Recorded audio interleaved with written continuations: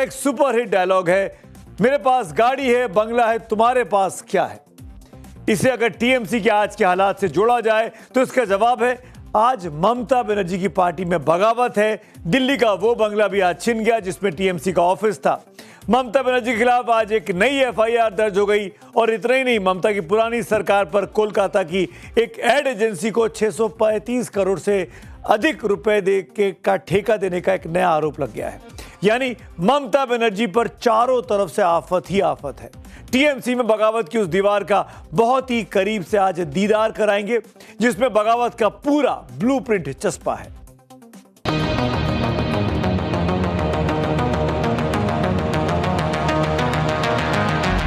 TMC की बगावत की वो दीवार जो हर दिन और ऊंची होती चली जा रही है। ये हमारा सांसद लोग भी नाराज है, तो ये नाराजगी कहां तक जाएगा अभी से कैसे बताओ। आप लोग एनडीए ब्लॉक में जाएंगे और दूसरे विकल्प की तरफ विरोधी में ही रहेंगे? अभी तक तय नहीं हुआ। भरोसे की वो दीवार जो एक के बाद एक करके तृणमूल कांग्रेस के अंदर टूट रही है। ये क्या हो सकता है एक जमहूरियत में कि अभिषेक बनर्जी का ऑफिस क्वेश्चन भेजेगा और एमपी को वही क्वेश्चन जमा करना पड़ेगा, वही 0 आवर बोलना पड़ेगा। वो दीवार जिसे ममता बनर्जी ने पिछले 28 वर्षों में खड़ा किया था। ममता बनर्जी के साथ रहना है तो रहो, अलग साइन क्यों कर रहे हो? स्पीकर के पास क्यों जा रहे हो? अमित शाह के पास जाने के बाद क्यों कर रहे हो? टीएमसी की वो दीवार जो आज उनके अपने सांसदों और विधायकों के हाथों हिल रही है। विधायकगण जो डिसीजन लिए हैं उनका जो कारण है और सांसदगण जो डिसीजन ले रहे हैं, कारण तो अलग नहीं हो सकता है। उल्टा उनके लिए तो कारण और ज्यादा बड़ा है। वो लोग सांसद थे, तब भी वो लोग को मौका नहीं मिलता था ममता बनर्जी से बात करने का।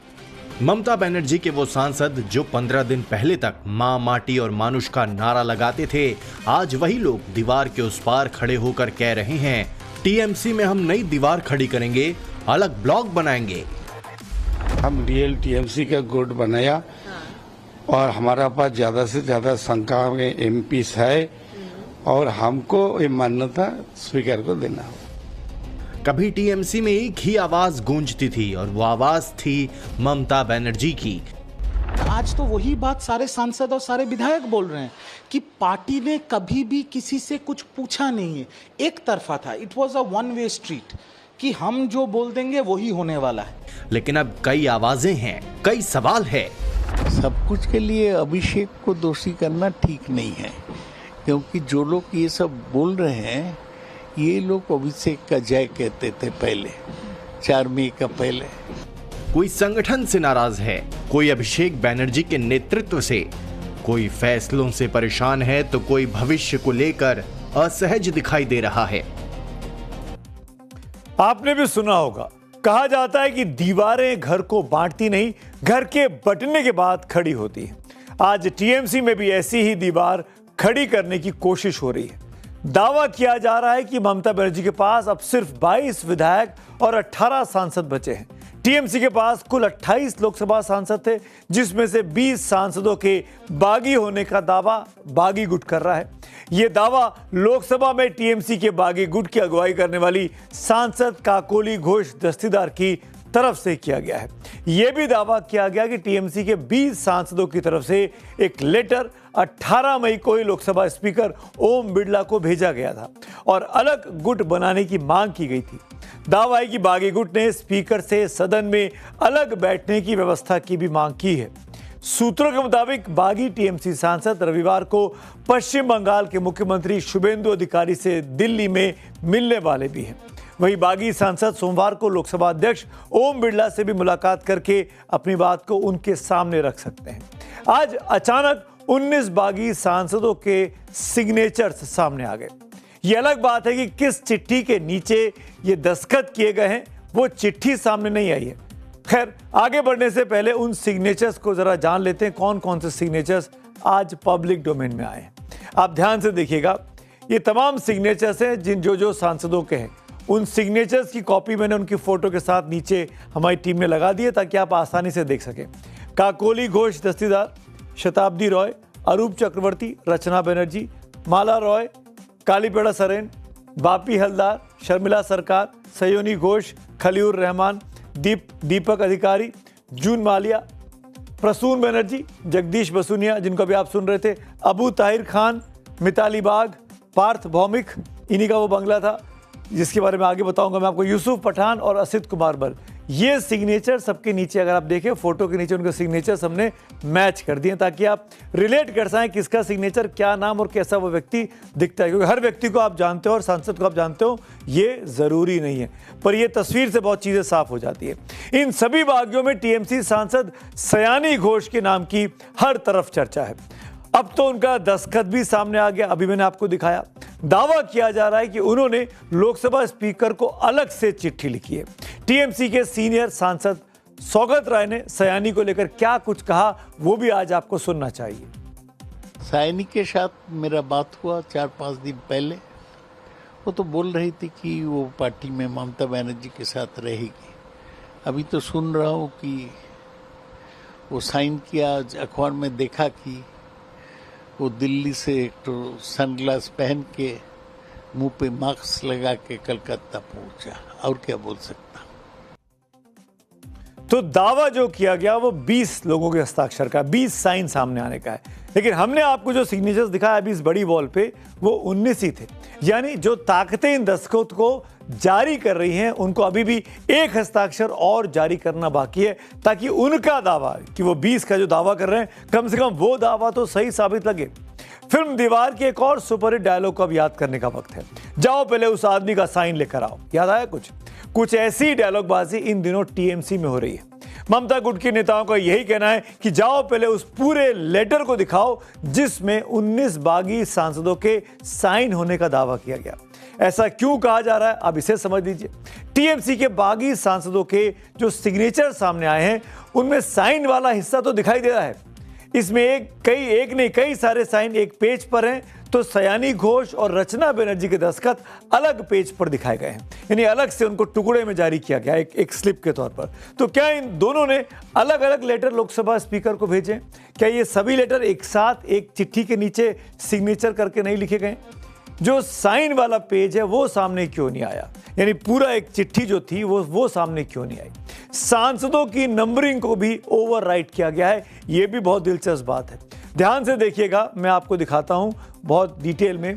1 नंबर से 6 नंबर तक जो टाइप किया हुआ था वो तो नंबर साफ साफ लिखा हुआ है, यानी 1 to 6 में दिक्कत नहीं है, लेकिन उसके बाद 7 और 8 का नंबर हाथ से लिखा गया, यानी जो 7 और 8 प्रिंट था उसको हाथ से काट कर स्पेलिंग पे लिखा गया। 9 नंबर से लेकर 18 नंबर तक सभी नंबर्स को ओवरराइट किया गया है, यानी एक नंबर नहीं है, उसको काट के उसके ऊपर कोई दूसरा नंबर लिखने की कोशिश की गई है। 7 को जैसे 9 बनाया गया है, 8 को 10 बनाया गया है, 10 को 12 बनाया गया है और 12 को 14 बनाया गया है। गौर से देखने पर पता चलता है कि साइन किए हुए कथित लेटर का जो हिस्सा सामने आया है उस पूरे चिट्ठी में 13 नंबर तो कहीं दिखता ही नहीं है। तो 13 नंबर का सिग्नेचर कहां गया? क्या कोई वाली बात थी अंधविश्वास वाली कि 13 पे साइन नहीं करेगी और 13 नंबर नहीं होना चाहिए, या कुछ और माजरा है? 12 नंबर के बाद सीधे 14 नंबर का साइन क्यों इस जारी किए गए सिग्नेचर्स में दिखाई देता है? इस पर ममता गुट के टीएमसी सांसद कीर्ति आजाद क्या कह रहे हैं उसको भी आपको सुनना चाहिए। आप देख लो तो पहले 8 अलग इंक में है, दूसरे 14 से 18 दूसरे इंक काले में है, उसमें भी 3 मुसलमान एक साथ में हैं। अब बीजेपी को उनकी भी ज़रूरत पड़ गई, वैसे गाली देते हैं, 2/3 चाहिए उनको। मिताली बाग का भी वही हाल किया इन्होंने, वो भी फर्स्ट टाइमर है बेचारी, गांव से आई, खेतों में रही हुई है, उसका भी भंगचूर, पूरा भंगचूर मतलब तोड़ फोड़ कर दिया। माला रॉय लेटेस्ट हैं जो परसों जिन्होंने साइन किया है, शाइनी अलग से करके गई, मिली नहीं लेकिन अलग से करके गई, रात को भूपेंद्र यादव से मिली परसों वो, उसके बाद वो कल चली गई है। तो यहाँ अलग अलग है और सारा ये निशिकांत दुबे के घर से हो रहा है, मुझे मालूम है, उसके घर में आदमी है मेरा। अब दावा किया जा रहा है कि 20वां नाम ममता बनर्जी के बेहद करीबी नेता का इन सिग्नेचर्स की लिस्ट में हो सकता है। ऐसे में इस नाम का सामने आने में पूरी कहानी एक बड़ा क्लाइमेक्स लेकर सामने आ सकती है, एक नाटकीय मोड़ सामने आ सकता है। हमारे जो सूत्र हैं उनके मुताबिक वो नाम सुदीप बंदोपाध्याय जैसे टीएमसी के किसी सीनियर एमपी का हो सकता है, पुराना सीनियर। अब ये 20वां नाम बागियों के साथ रहेगा या फिर वो ममता के साथ चला गया है, तभी वो नाम जारी नहीं किया गया। ये वक्त आने पर पता चलेगा, ये देखने वाली बात होगी। क्योंकि बागी गुट में शामिल टीएमसी सांसद जगदीश सीआर वर्मा बसुनिया से भी जब 20वें नाम के बारे में पूछा गया, क्योंकि आज वो सबके सामने कैमरे के सामने आए, उनसे पूछा गया कि चिट्ठी तो 19 साइन दिख रहे हैं, 20वां नाम तो दिख नहीं रहा है, तब उन्होंने क्या साहब कहा, वो आप जब सुनेंगे तो आप समझ जाएंगे कि जो कहा जा रहा है वो दिख नहीं रहा और जो दिखाया जा रहा है वो कहा नहीं जा रहा। देखिए जरा। कंफ्यूजन हो रहा है क्योंकि जो लिस्ट आई है उसमें एक नाम थोड़ा मेंशन क्लियर नहीं हो रहा है, 13 नंबर जो नाम उसमें जो लिस्ट में है, तो क्या ये इसमें 19 है या 20 है? 19 है। 19 है, टोटल 19 है। 19 है, 20 नहीं है? नहीं 20 नहीं है। अच्छा, और आगे आपने जो कहा जिस तरीके से आगे बढ़ने की संभावना है उस पर क्या कुछ से हो सकता है? कल जो कल्याण बनर्जी ने स्पीच दिया है ममता बनर्जी अभिषेक के विरोध में, हो सकता है वो भी आ जाएगा। इससे इनकार नहीं किया जा सकता कि दीवारें कभी एक दिन में नहीं बनती, पहले दरार पड़ती है, फिर दूरी बढ़ती है और आखिर में एक ऐसी दीवार खड़ी हो जाती है जिसे पार करना मुश्किल हो जाता है। ममता के भतीजे अभिषेक बनर्जी के नाम पर टीएमसी में भी कुछ ऐसा ही होता दिखाई दे रहा है। कल कल्याण बनर्जी ने सवाल किया तो आज कीर्ति आजाद ने दावा किया कि इस मामले को सुलझा लिया गया है, कल्याण बनर्जी मान गए हैं। लेकिन कल जिस शत्रुघ्न सिन्हा ने ममता के साथ रहने का दावा किया था, उन्होंने भी आज अभिषेक बनर्जी को अपना नेता मानने से साफ इनकार कर दिया। दीवार सिर्फ ईंट और सीमेंट की नहीं होती, दीवार विश्वास की होती है, दीवार वफादारी की होती है। और जब ऐसी दीवार टूटती है तो कितना भी मजबूत किला क्यों ना हो, वो हिल ही जाता है। और जब किला हिलता है तो विरोधी पक्ष से तंज कसने का उसको मौका आसानी से मिल जाता है।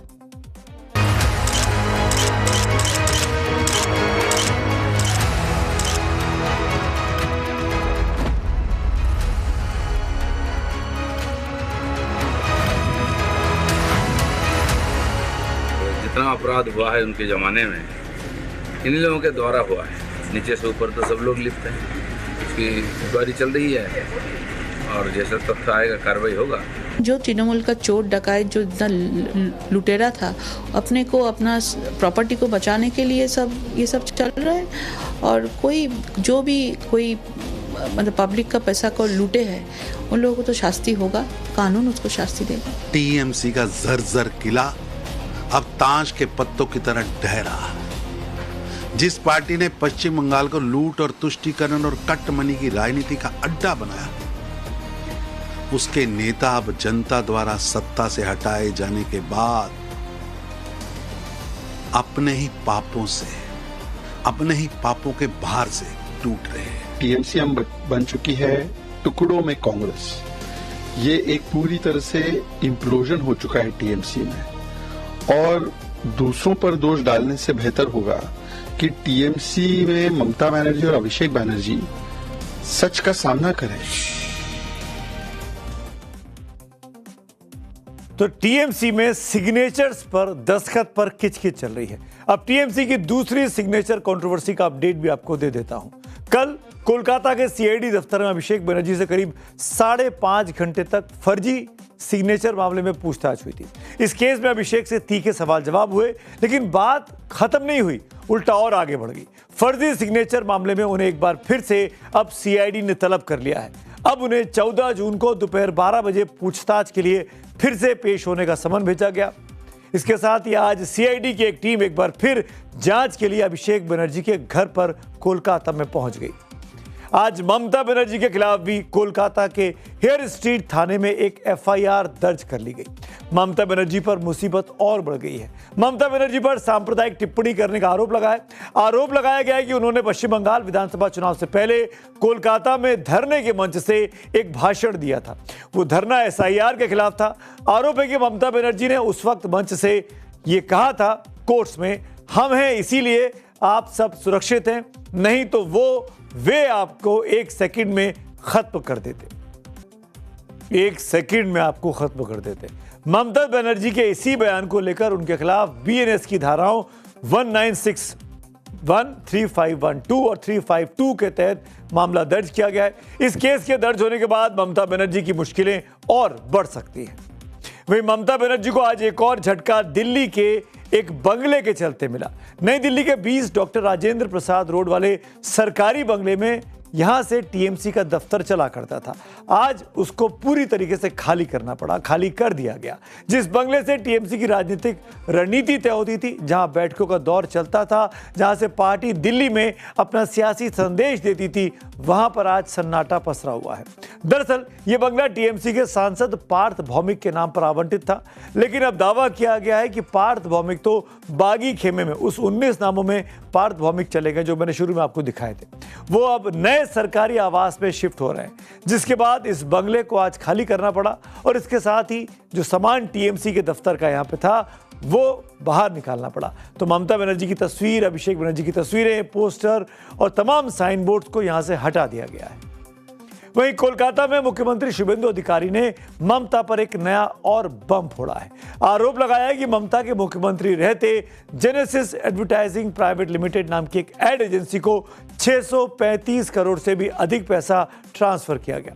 शुभेंदु ने मनी लॉन्ड्रिंग के आरोप लगाए और जांच के लिए इसे ईडी को सौंपने की बात कही है, यानी एक और मुसीबत। यानी ममता बनर्जी के पास अगर आज कुछ है तो सिर्फ और सिर्फ तनाव, समस्याएं और परेशानियां।